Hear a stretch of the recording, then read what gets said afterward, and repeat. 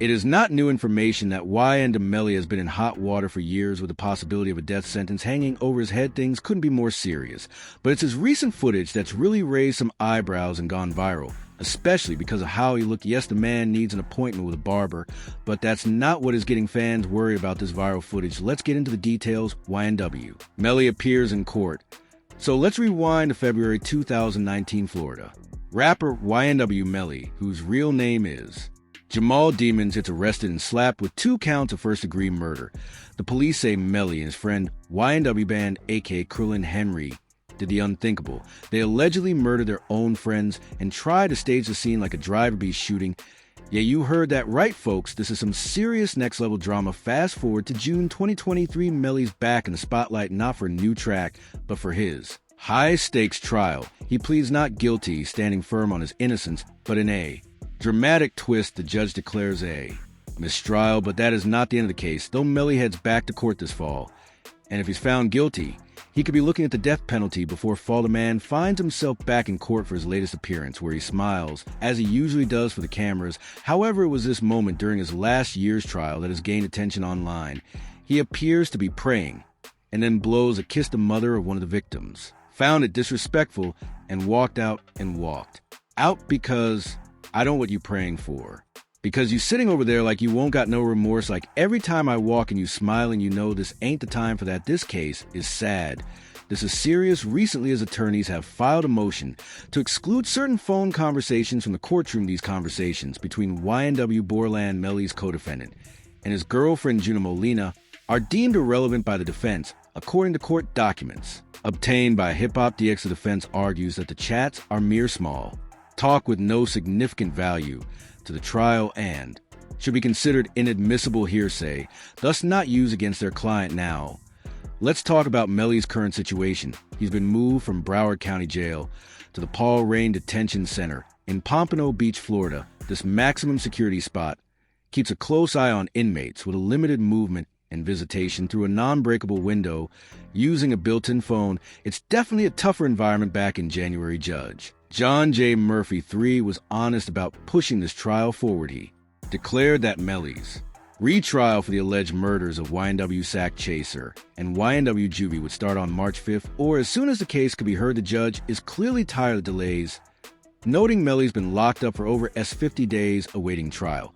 But as of now, the trial still hasn't kicked off. This is some high-stakes drama that's got everyone on edge, especially with potential for the death penalty on the table. This kid from Ford, Florida was blowing up just a month before all this went down. 19-year-old Melly dropped his mixtape, We All Shine, featuring none other than Kanye West, and his track Murder on My Mind had just hit gold by January 2022. It's certified 6 times multi-platinum in October 2018. Melly and his crew, YNW Sack Chaser, YW Juvie Christopher Thomas Jr., and YNW Borland, were all chilling at a recording studio later that night. Williams and Thomas are found dead. Borton drives him to the hospital, claiming it was a drive-by shooting. Suspicious, right? Especially since Melly and Borland showed up in a music video the next day like nothing happened. Jump to February 13th, 2019. Melly's arrested and the charges are heavy. The cops say Melly pulled the trigger and Borland tried to cover up. If convicted, Melly could be looking at life behind bars or even the death penalty. Melly, though, stays strong on social media, claiming his innocence and saying, unfortunately, a lot of rumors and lies are being said, but no worries, God is with me. Though that post got deleted later. Melly's been facing some serious charges, but it seems like nothing's bringing his spirit down since his arrest. He's been getting mad love and support from the hip-hop community. One big name showing love is Atlanta's very own Future.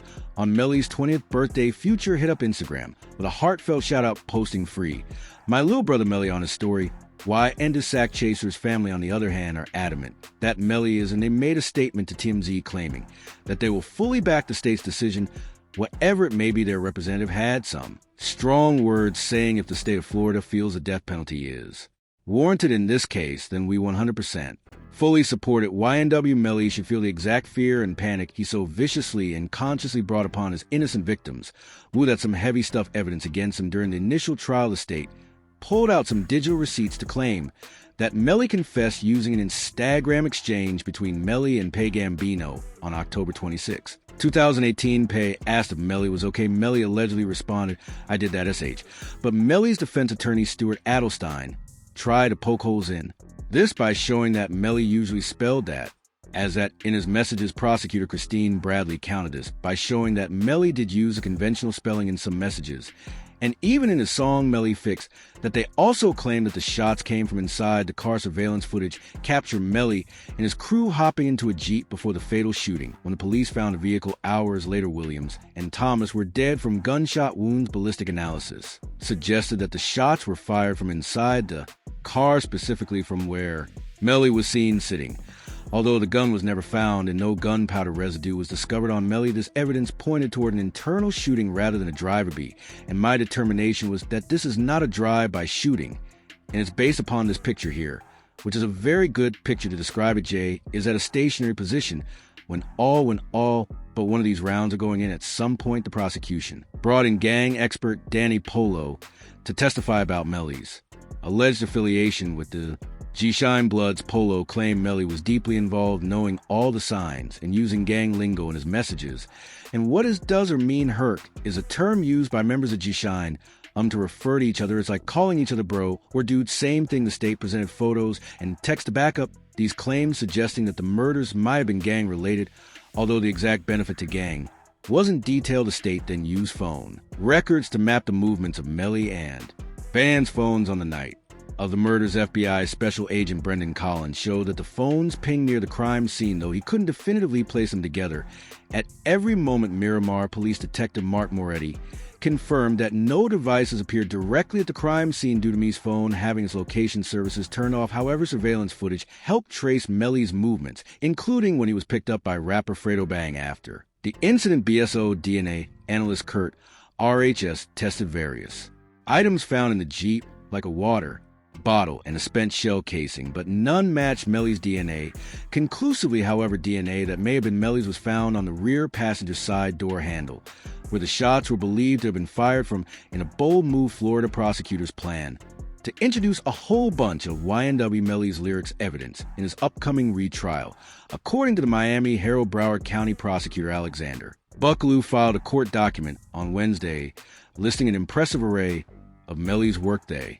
Want to admit, we're talking 55 songs, 18 audio files, 14 YouTube videos, and 4 album covers. Among these pieces of evidence is Melly's biggest hit, Murder on My Mind diss track, which has been a massive hit and is often seen as eerie given the circumstances, could play a significant role in the prosecution's case. The state is aiming to use these lyrics to shed light on Melly's state of mind and potential motives. Using rap lyrics as evidence in criminal trials isn't a new tactic, but it's definitely a controversial one. These lyrics can't be the sole basis for a conviction, but they can be highly prejudicial. Jurors might be swayed by pre-existing biases, often racially motivated, against rappers. This can lead them to make up their minds based on stereotypes rather than hard evidence. Take the YSL RICO indictment, for example. Prosecutors use Young Thug's lyrics to implicate him in 10 different overt acts in furtherance of conspiracy.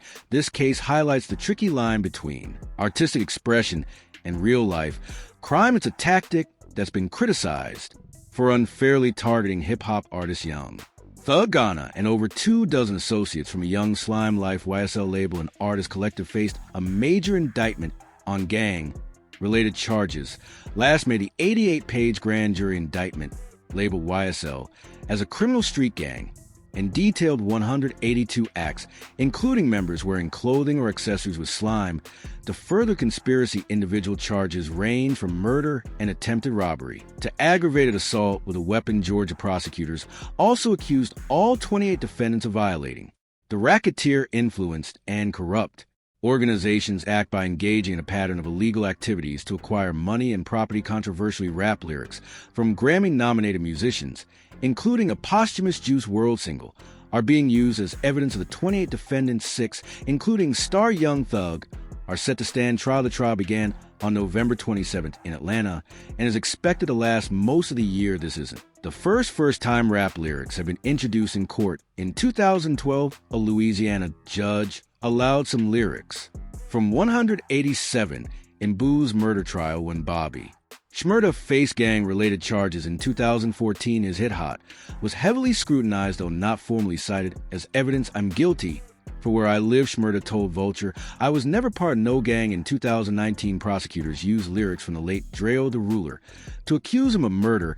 That same year, 6ix9ine's lyrics were brought up during his gang-related trial, although Bowie and Dreo the Ruler were acquitted. Critics argue that using rap lyrics as evidence can unfairly sway juries and disproportionately impact black and brown defendants. When Maryland's highest court ruled in December 2020 that rap lyrics could be used in a murder trial, veteran attorney Dina Leatt told Variety that the decision was blatantly racist and set a dangerous precedent. Last year, Jay-Z and other prominent artists supported Senate Bill S. 7527, a New York bill known as Rap Music on Trial, which aims to acknowledge rap as RDIC expression and limit the use of lyrics in criminal cases. The proposed legislation argues that using rap lyrics in court turns trials into instruments for suppressing provocative speech and undermines the principle that a case should be judged on facts, not on perceived propensity to commit a crime. The bill passed in committee in late January and is currently up for a Senate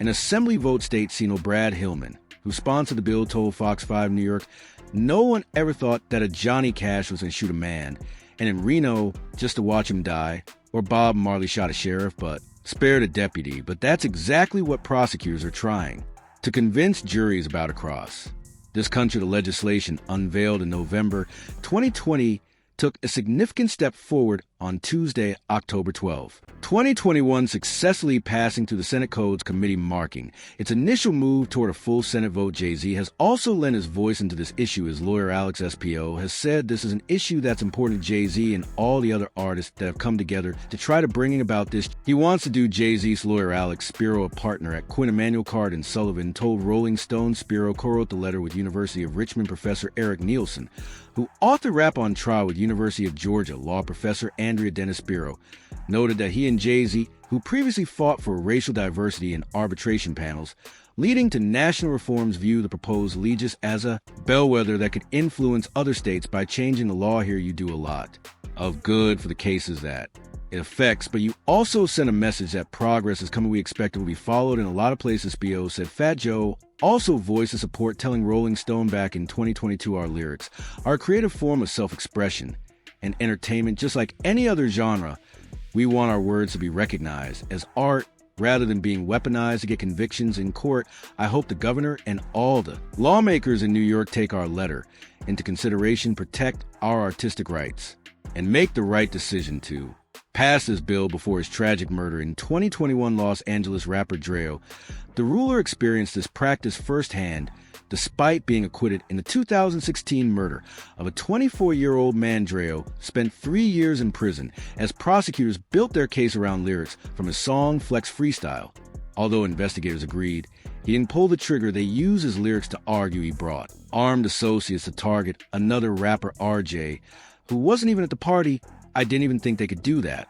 Caldwell Dreo said, "I heard about them doing it before, but it was just the way they were doing it, how they were using it against me. It didn't make no sense. It was just crazy." Senator Bailey stated that the new bill aims to prevent such practices in New York by requiring a strong factual nexus between the art and the facts of the case, rather than allowing creative expression to form the basis of a criminal theory, presuming a defendant's guilt based solely on musical genre or creative expression is antithetical to our foundational rights and perpetuates the systemic racism embedded in the criminal justice system through discriminatory conflations of hip-hop and WRA with criminality. Bailey said in a statement Tuesday, 750 days in awaiting trial, the case against YNW Melly appeared strong, but the wheels of justice were slow to turn. Pre-trial proceedings dragged on, with Melly's legal team pushing for his release on bond. The prosecution vehemently opposed, citing the severity of the charges and the potential risk of flight.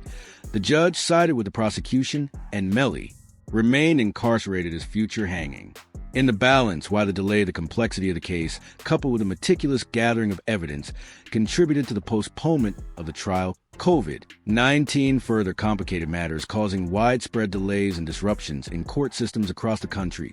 YNW Melly continued incarceration without trial has become a point of contention and a topic of heated discussion. Supporters rallied for his release, while others pointed to the seriousness of the charges as justification for his detention. The legal issues share a lot of similarities with the case of Tamar Trayvon McIntyre, known as Take, whose own legal troubles became a cautionary tale of a young artist's potential and pitfalls. Still not sure how that matters. Let me take you through a small digression of what happened to Take in July 2016. Take was arrested and charged with capital murder for his involvement in the home invasion. Due to his age, he was placed under house arrest while awaiting trial. However, TK had no intention of staying confined. On March 27, 2017, Take cut off his ankle monitor and fled. His escape turned into a nationwide manhunt, and Take documented his life on the run through social media and his music. During his time as a fugitive, TK traveled across several states, evading law enforcement and continuing his criminal activities. While on the run, Take was involved in another murder on April 23, 2017 in San Antonio, Texas. Take allegedly participated in a robbery and shooting of 23-year-old Mark Anthony Salivar. Witnesses reported that Salivar had been arguing with Take and his associates over a drug deal before being shot and killed. This incident added another murder charge to T's already extensive criminal record. During his time as a fugitive, Ta released a song, The Race, which detailed his life on the run and his defiance of the law. The song, accompanied by a video showing TK posing next to his own wanted poster, quickly went viral. The Race became a symbol of his rebellious lifestyle and garnered millions of views, thrusting Take into the spotlight. The track's success, however, also highlighted the grim reality of his crimes and the victims left in their wake. TK's run from the law ended on June 30, 2017, when he was captured by U.S. Marshals in Elizabeth, New Jersey. His arrest brought an end to a tumultuous period that had captured national attention. However, his legal battles were far from over. In July 2019, TK was found guilty of murder and 3 counts of aggravated robbery related to the 2016 home invasion. He was sentenced to 55 years in prison for the murder of Ethan Walker and additional years for robbery charges. Later in November 2019, he was indicted on a capital murder charge of the death of Mark Salivar. If convicted, Take could face the death penalty or life imprisonment. Without parole, prosecutors are adamant that if they let him leave, they will have another Take situation on their hands. A prolonged pretrial detention of YNW Melly has caused a lot of public debate and media coverage, with many questioning how fair the justice system is. The rapper's case has been the go-to case when people talk about the issues surrounding pretrial incarceration, especially when it has to do with cases involving high-profile defendants and serious charges. For Melly, the extended time behind bars without a trial has had significant implications. Legally, it has afforded his defense team more time to build a robust case, but personally, it has meant enduring the harsh realities of incarceration and the mental toll that comes with uncertainty. The delay has also impacted his career, putting a halt to touring, recording, and other professional opportunities that could have flourished during this time. The public response to Melly's situation has been mixed, as fans have rallied behind him, launching social media campaigns, petitions, and hashtags like #FreeMelly, calling for his release in a fair trial. They argue that the justice system is punishing him prematurely without a conviction, and that he should be granted bond while awaiting trial. Conversely, critics of Melly point to the severity of the charges and the potential danger he could pose to the community if released. They cite the need for justice for the victims and their families, emphasizing that the safety of others must be a priority. The media has played a significant role in shaping the narrative around Melly's case. News outlets and true crime podcasts have delved into the details of the charges, often drawing comparisons to other high-profile cases, such as that of T. The sensational nature of the allegations, combined with Melly's celebrity status, has made the case a fixture in tabloid headlines and online discussions. The fear is that if Melly were to be released on bond, there's a risk, however small, that he could attempt to flee or engage in further criminal activity. This concern is amplified by the notoriety and influence that come with his status as a successful artist. The judge's decision to deny bond reflected a desire to mitigate these risks and prevent a repeat of the Take scenario. The implications of Melly's prolonged detention extend beyond his individual case. It has sparked discussions about the balance between the rights of the accused and the need to protect the community. Advocates for criminal justice reform have used Melly's case to highlight the broader issues of bail reform and the conditions of pretrial detention facilities. As the legal proceedings inch forward, the court of public opinion remains divided. Melly supporters continue to clamor for his release, while others stand firm in the belief that the seriousness of the charges justifies his continued incarceration. The media continues to follow every development, feeding the public's insatiable appetite for the latest twist in this ongoing legal saga. Judicial considerations are heavily influenced by the nature of the charges against Melly. First-degree murder is among the most serious charges in the criminal justice system, often carrying the possibility of life imprisonment or even the death penalty. In such cases, judges are more inclined to deny bond due to the perceived risk of flight and the potential threat to public safety if the accused were to be released. Another factor at play is the strength of the prosecution's case. If the evidence against the accused appears strong and suggests a high likelihood of conviction, the court may deem it necessary to keep the individual in custody. This is particularly true if there are concerns that the defendant could influence witnesses, tamper with evidence, or commit further crimes. If not detained, the strategy behind denying bond also involves the concept of leverage. By keeping Melly in custody, the prosecution may be able to apply pressure, potentially leading to a plea deal or cooperation with the investigation. This tactic is often used in high-stakes cases where the prosecution seeks to secure conviction without the unpredictability of a jury trial. The potential impact on the trial itself is significant. Pretrial detention can affect the defendant's ability to participate in their defense. Actively being in jail limits Melly's communication with his legal team, access to resources, and ability to gather supportive evidence. This can create a sense of urgency for the defense to expedite the trial, which may or may not work in their favor. Public perception is another critical element influencing judicial decisions in high-profile cases like Melly's. The court is acutely aware of the scrutiny it faces from the media, and the public. Granting bond to an individual accused of a heinous crime can lead to public outcry and a perception that the justice system is not taking the charges seriously enough. Conversely, denying bond can be seen as a commitment to justice and public safety, albeit at the risk of being viewed as punitive before a guilty verdict is reached. But about 1,500 mil east towards California, Sage Knight was given bond under similar charges. Knight's defense team, led by attorney Thomas Mzero, presented several arguments to support their request for bond. They emphasized Knight's health issues, including blood clots and other medical conditions, which they argued were not being adequately treated in jail. Additionally, they asserted that Knight posed no flight risk, given his strong ties to the community and family in the area. The defense also stressed the financial burdens Knight faced, claiming that his inability to work while incarcerated was leading to severe financial hardship. They argued that Knight needed to be free to help manage his legal affairs and business interests. The prosecution strongly opposed granting a bond to Knight.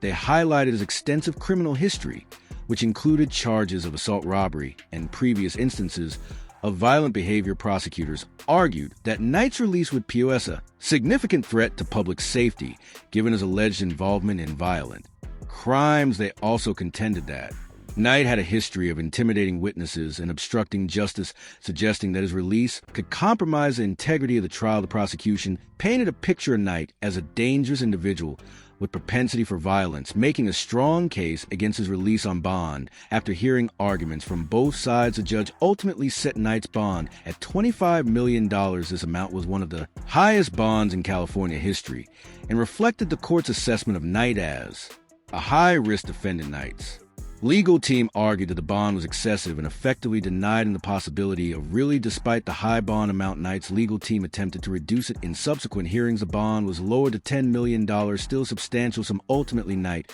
was unable to post bond and remained in custody throughout his trial. Now back to Melly's case. Regardless of what you think is the reason Melly has not been freed, there seems to be no end in sight for this case. That brings us to the end of this video. For more videos like this, click on the cards on your screen.